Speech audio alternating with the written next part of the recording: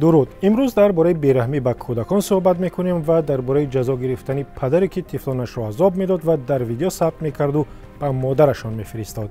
دادگاه خوجند گفت که فردوس انعامزاده را برای مناسبت بیرحمانه با دو فرزندش هفته گذشته به 2 سال زندان محکوم کرده است. در ویدیویی که چند ماه پیش به اینترنت راه یافت دیده می شود که چگونه فردوس انعامزاده با پای گلوی کودک خود را می فشارد و با وجود زاره و التجای طفل او را می زند.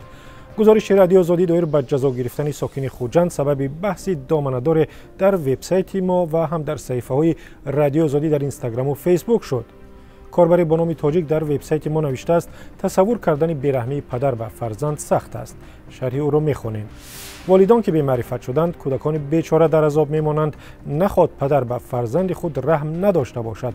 بعداً این چگونه مرد بوده است که در خانه میشیند و زن خود را به روسیه برای کار میفرستد؟ کجاست ننگ و ناموس مردی مسلمانی و تاجیکی؟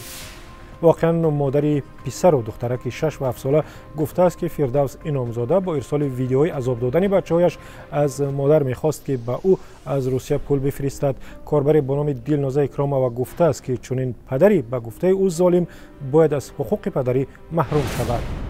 کاربری دیگری با نام شاکر گفته است که 2 سال به زندان انداختن پدر کاری درست نیست و باید از راه دیگر او را جزا می‌دادند. شرح شاکر چنین است: نباید زندانی میشد، یگان جزای دیگر میدادند. آیندهش خوب نیست برای فرزندان. مقامات سودی پرونده را همه طرفه میآموختند، خوبتر میشد. فردا کودکان کلان میشوند، چگونه زندگی میکنند هیچ نباشد برای آنها پدر است.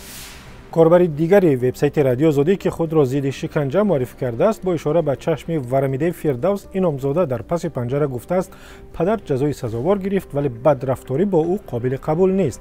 شرح او چنین است: درست است که این پدر ظالم فرزندانش را شکنجه کرده است، ولی کی خودی او را شکنجه کرده چشمش را کبود کرده است؟ خون را با خون نمیشویند. این آدم سزاوار جزا هست، ولی نه جزای اسیری میانگی بلکه زندان. خودی زندان بدون شکنجه به دوزخ برابر است.